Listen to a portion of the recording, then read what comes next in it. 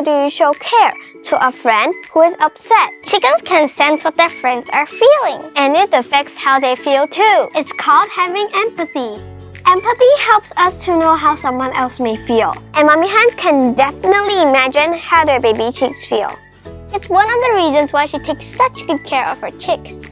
Just like our mummies! She will fiercely protect her chicks and snuggles them to keep them warm.